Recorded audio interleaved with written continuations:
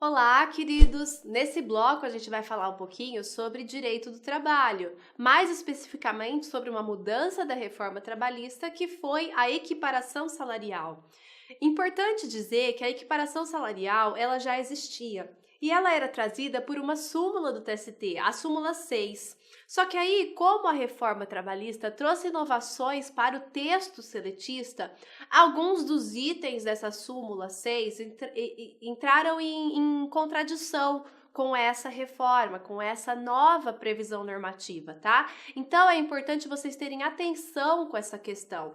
Provavelmente o TST vai se manifestar trazendo modificações para essa súmula, tá? Então aqui nesse bloco a gente vai estudar o que a reforma trabalhista trouxe de novo para a equiparação salarial. Pois bem, para que serve a equiparação salarial? Para que ela existe?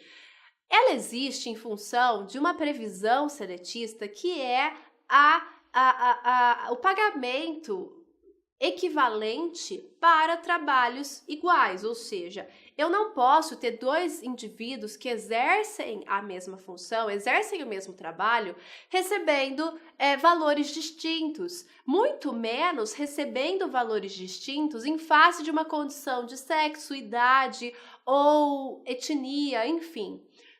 Então, o salário ele é protegido em face dessas distinções. Só que nos casos práticos podem acontecer algumas situações ilícitas, veja bem, nas quais existe sim uma distinção entre valores, entre remuneração. Isso é muito recorrente quando a gente fala sobre remuneração da mulher no mercado de trabalho, né? Existem diversas pesquisas que demonstram que efetivamente as mulheres elas ganham menos do que os homens, mesmo exercendo as mesmas funções. Pois bem, para isso que serve o procedimento, o meio pelo qual a gente tenta pleitear a equiparação salarial, na qual um indivíduo alega que exerce a mesma função, com a mesma produtividade, com a mesma perfeição técnica que outro indivíduo. Quem é esse outro indivíduo? Ele é denominado paradigma. Ele vai ser o paradigma ao qual eu estou tentando me equiparar para receber o mesmo salário dele, tá? O paradigma, então, é aquele indivíduo que exerce a mesma função, mas ganha mais. E eu que estou pedindo a equiparação salarial sou o indivíduo que exerce a mesma função, só que estou ganhando menos, tá bom? Só que existem alguns requisitos que têm que ser preenchidos para a gente conseguir equiparação salarial, dentre os quais há o exercício da mesma função, ou seja, a gente tem que exercer as mesmas atividades profissionais, as mesmas atividades. Não importa o nome, tá? Que a função tenha, porque às vezes alguns nomes da função são dados especificamente para burlar essa equiparação salarial, né? Então, às vezes tem o assistente assistente 2, assistente 3, mas no final das contas todos eles exercem a mesma função. Outra questão é que tem que ser exercida essa atividade no mesmo estabelecimento, tá? Então, não adianta eu tentar uma equiparação salarial com o indivíduo que exerce a função no estabelecimento numa parte, no centro da cidade, né, que tem muito mais movimento, e eu que exerço a função no estabelecimento que fica num bairro, que tem menos movimento, tá? Então, também não dá certo. A equiparação tem que ser com indivíduos que exercem a mesma função no mesmo estabelecimento. E não só isso, os indivíduos têm que trabalhar para o mesmo empregador. Se eu, bancária, pleiteio uma equiparação com um bancário do Santander e eu sou do Banco do Brasil, não vai ser sucedido, não vai ser bem sucedido essa equiparação, ok? Outra questão que tem que ser levada em consideração é a perfeição técnica e a produtividade. Se eu quero me equiparar a um paradigma, eu tenho que levar em conta se esse paradigma tem a mesma produtividade que eu, ou seja, eu trabalho numa empresa que produz sapatos. Por hora, eu consigo produzir 2 sapatos, tá? E esse meu paradigma produz 10 sapatos. Veja bem, ele tem uma maior produtividade que eu, então essa equiparação não vai poder ocorrer.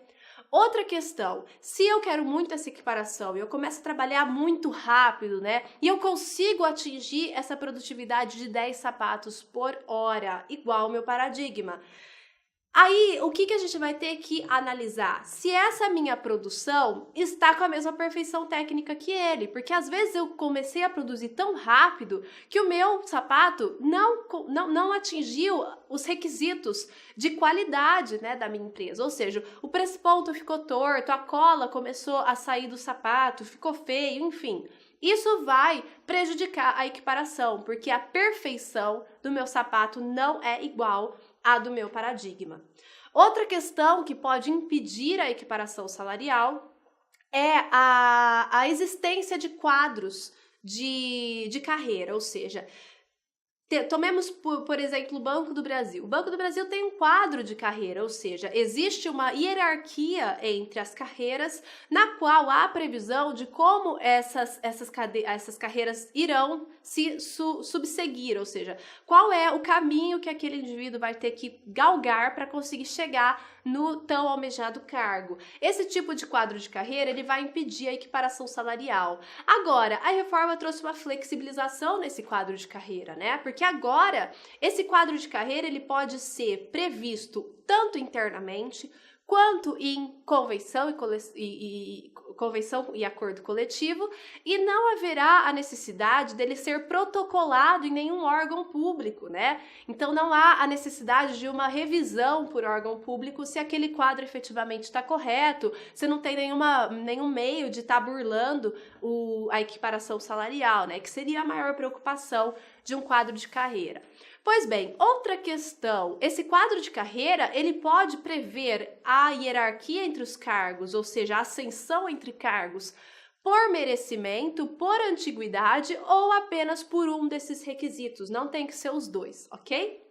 Outra coisa que a gente tem que levar em consideração é que os readaptados, eles não podem servir de paradigma, ou seja, se o indivíduo ele sofreu um acidente, em face desse acidente, ele teve uma limitação da sua produtividade, da sua força de trabalho, e ele foi readaptado a um cargo que tem uma remuneração menor, por força da não redutibilidade salarial que é prevista constitucionalmente, ele mesmo exercendo outra função vai ter que continuar recebendo a remuneração que ele recebia.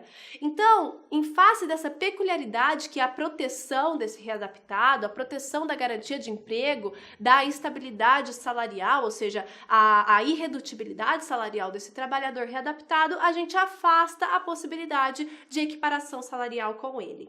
E para finalizar esse bloco, a gente vai falar sobre a inovação que trouxe a CLT, que é a possibilidade de multa em favor do empregado que foi discriminado, quando observado no caso prático que, na verdade, essa distinção salarial foi causada por causa de uma discriminação racial, étnica, religiosa, sexual em face daquele empregado, tá? Essa multa que irá ser convertida em benefício desse empregado vai ser arbitrada em 50% do maior benefício do regime geral de previdência social, ok? Então, com isso, terminamos esse bloco de revisão. Até mais!